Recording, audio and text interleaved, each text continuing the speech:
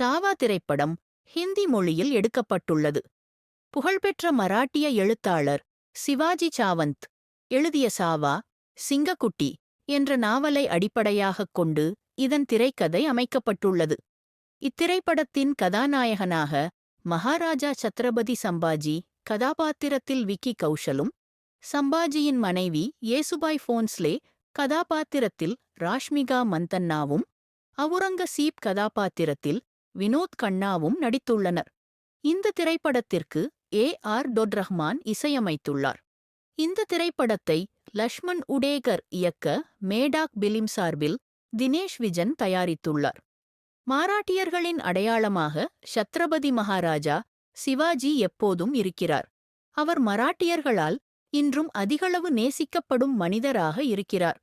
அவரது மகனான சத்ரபதி சாம்பாஜியின் வாழ்க்கை வரலாற்றைப் பார்த்து ரசிகர்கள் பெரிதும் உணர்ச்சி வசப்படுகின்றனர்.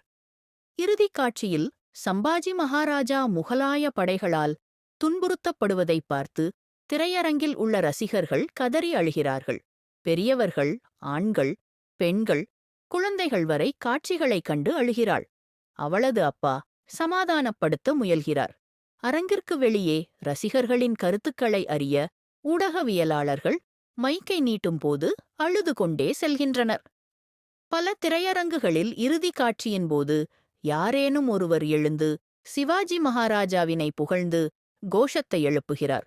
சிவாஜியைப் பற்றியும் சாம்பாஜியைப் பற்றியும் நெஞ்சில் கை வைத்து கோஷமிடுகிறார்கள். அந்த நேரத்தில் திரையரங்கில் உள்ள ரசிகர்கள் அனைவரும் எழுந்து நெஞ்சில் கை வைத்து உணர்ச்சிகரமாக கோஷம் எழுப்புகின்றனர். 3 நூற்றாண்டுகளைக் கடந்தும் கூட சிவாஜியும் சம்பாஜியும் இன்னும் நம் மனதில் வாழ்கிறார்கள்.